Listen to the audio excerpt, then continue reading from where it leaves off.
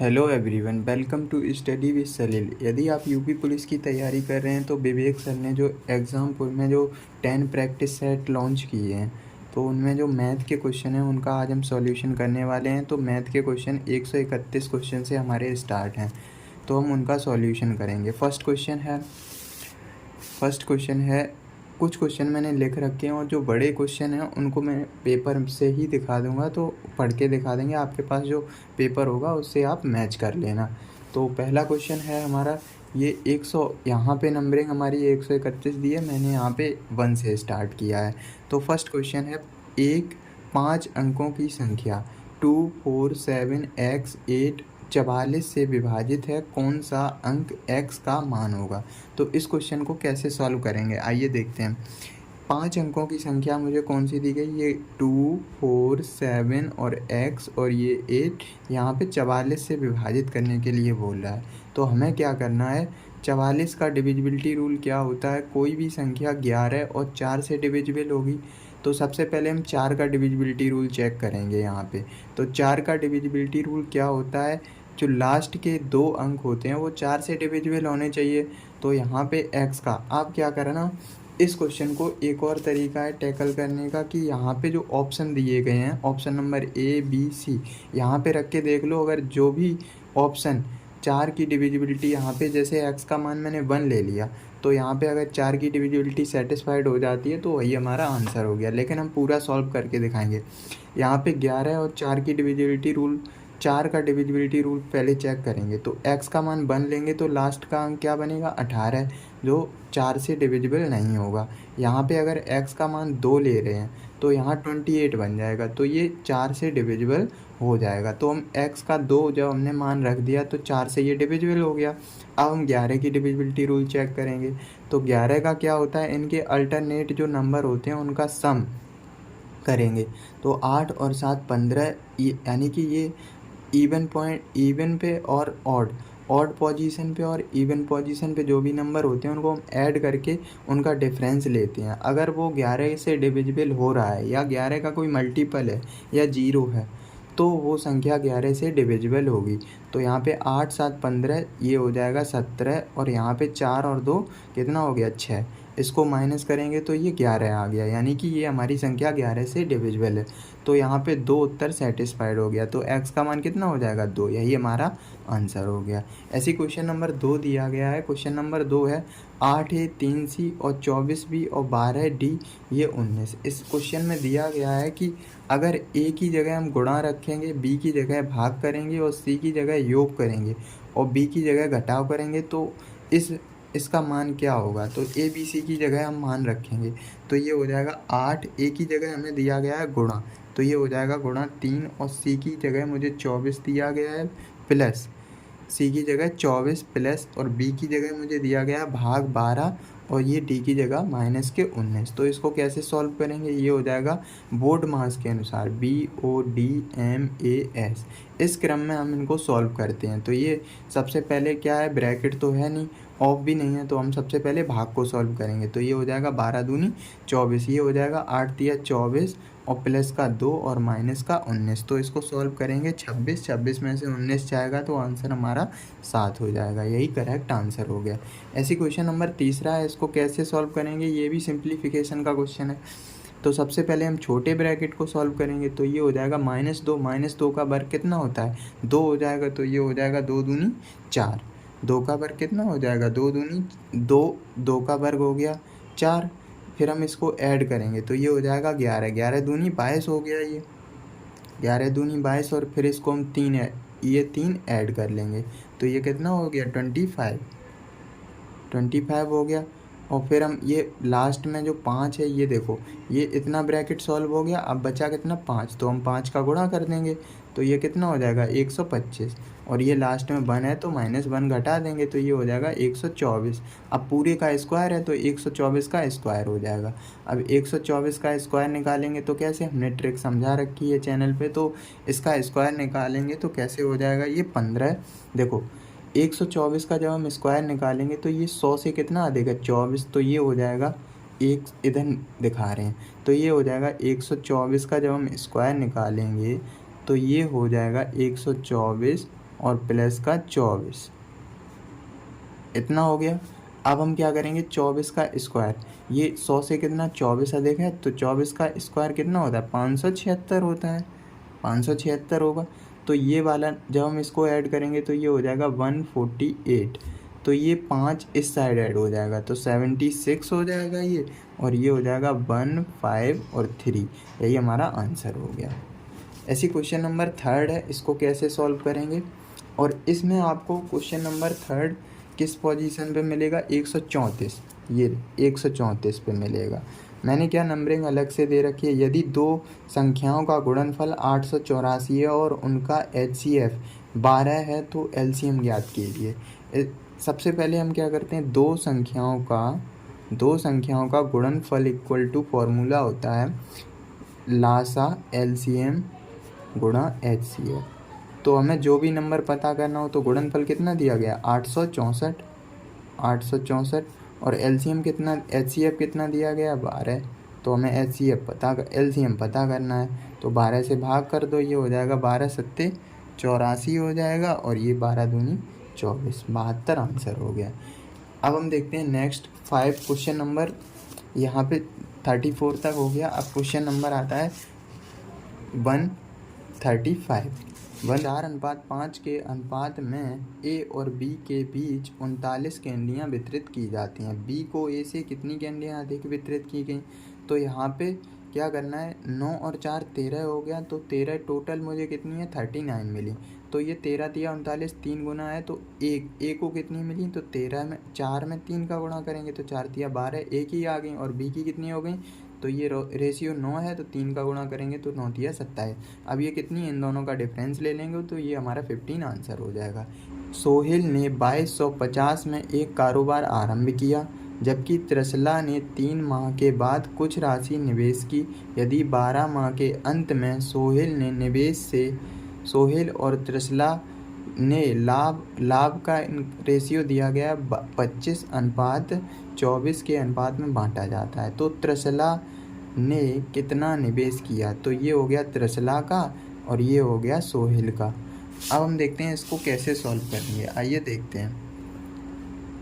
यहाँ पे क्या दिया गया है, मुझे प्रॉफिट का रेशियो दिया गया है, प्रॉफिट का रेशियो, ये प्रॉफिट का रेशियो है 25:24, और मुझे प्रॉफिट हुआ कितना है, सोहेल ने प्रॉफिट कितना किया, 12 महीने के लिए किया है 2250 और गुणा 12 कर देंगे, और ये हमारा सोहेल का रेशियो, ये त्रिशला का। तो यहाँ पे सोहेल की ये 25 की वैल्यू कितनी हो जाएगी, 22 गुणा 50, और ये हो जाएगा गुणा में 12, और मुझे किसकी, त्रिशला की पूछी गई है, तो यहाँ पे 24 का मल्टीप्लाई कर देंगे। तो इसको सॉल्व करेंगे, ये हो जाएगा 25 से मल्टीप्लाई करेंगे, ये हो जाएगा 90, और ये 12 और गुणा में 24। तो इस कैलकुलेशन को सॉल्व करेंगे तो ऑप्शन जो भी मुझे दिए गए हैं यहाँ पे हम 9 की डिविजिबिलिटी चेक करेंगे, तो ऑप्शन मुझे कौन कौन से दिए गए हैं, ये है ऑप्शन नंबर ए है 6 और 2 8 और 9, ये भी हमारा ऑप्शन हो सकता है। 8 4 12 13 14, इनका सम किया तो ये 14 हो रहा है, ये ऑप्शन नहीं होगा। 8 और 8 16, और ये 8 8 16 और 2 18, ये भी ऑप्शन हो सकता है। 9 2 11 12 13, ये ऑप्शन नहीं होगा। ऑप्शन ए और सी में से एक ही होगा, तो 9 की डिविजिबिलिटी। अब हम क्या करेंगे, यहाँ पे 4 और 3 है तो 4 की डिविजिबिलिटी चेक कर लो, तो यहाँ पे जब हम 4 की डिविजिबिलिटी, तो 4 की दोनों में सेटिस्फाई हो रही है। ऐसी 6 और चौको 24, तो यहाँ पे 6 और 4 है, तो 6 और 4 में किसकी डिविजिबिलिटी चेक करोगे, तो इससे अच्छा गुणा ही कर लो तो अच्छा रहेगा। तो इसका गुणा करेंगे तो ये 4 दूनी 8, तो यूनिट डिजिट कितना आएगा, 8 आएगा, 4 दूनी 8, तो यहाँ पे अंत में 0 आ जाएगा, तो ये हो जाएगा 28 और 2880, यही हमारा आंसर हो गया। ऐसी क्वेश्चन नंबर है क्वेश्चन नंबर 137। आइए क्वेश्चन नंबर 137 को कैसे सॉल्व करेंगे। एक उम्मीदवार को किसी चुनाव में 57% वोट मिलता है और वह दूसरे उम्मीदवार को 65-24 वोटों से हरा देता है। यदि वहाँ केवल 2 उम्मीदवार हैं तो हारे उम्मीदवार को कितने वोट मिले। कैसे, ए कैंडिडेट है और बी कैंडिडेट है।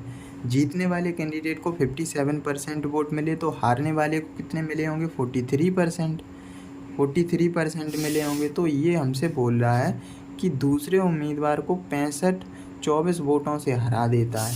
तब हरा कितने वोटों से हराएगा, इन दोनों के बीच का डिफरेंस ले लेंगे। तो डिफरेंस कितने का है, 14 का डिफरेंस हो गया। तो 14% की वैल्यू हमें कितनी दी गई है, 65-24 दी गई है। तो हमसे पूछा क्या गया है कि जो हारा हुआ उम्मीदवार है उनके वोटों की संख्या पूछी गई। तो हारे उम्मीदवार के को कितने वोट मिले, 43%।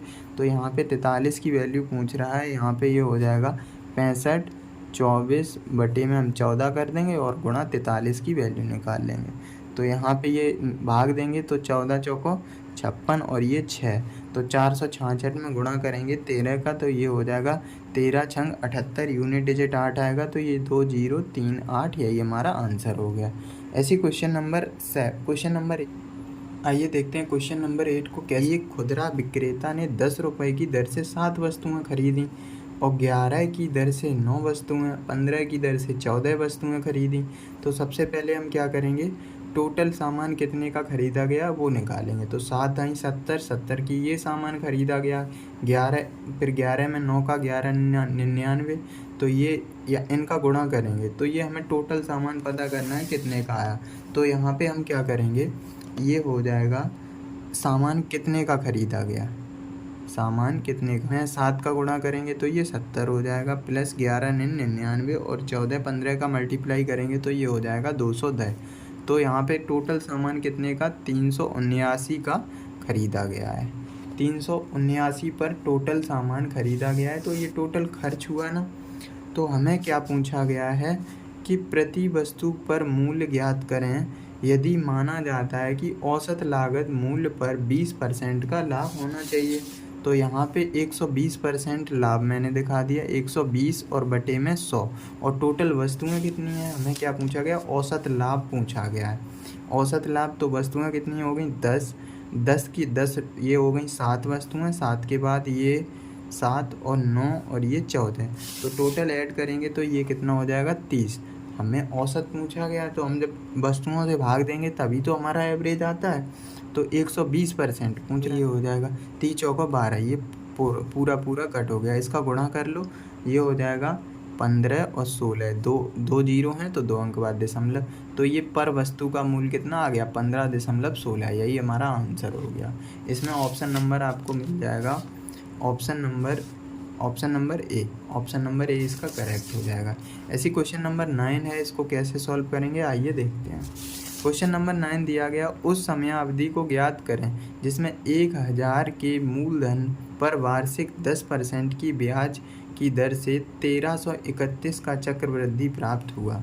यहाँ पे 331 नहीं होगा, 1331 होगा। इसमें थोड़ा सा प्रिंट मिस्टेक हो जाती है। तो यहाँ पे 1331 का चक्रवृद्धि प्राप्त हुआ। तो इसको हमें सॉल्व करना है, आइए देखते हैं। सबसे पहले हमें क्या करना है, फॉर्मूला लगाना है, A बराबर P 1 + R/100 की पावर n, यही हमारा फॉर्मूला होता है।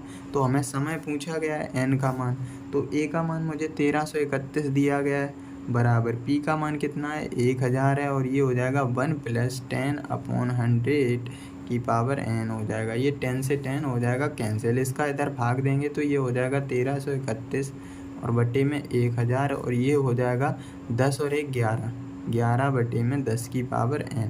ये हमारा 1331 कितने का वर्ग होता है, ये 1331 और बटे में 10, ये हो जाएगा 3, और 11 बटे 10 की पावर n हो जाएगा।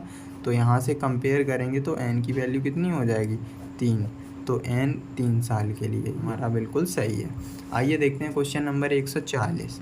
क्वेश्चन नंबर 140, A B से आधा कुशल है जो C से 3 गुना कुशल है, वे तीनों मिलकर एक काम कितने दिन में कर सकेंगे यदि B अकेले यह काम 6 दिन में पूरा कर सकता है।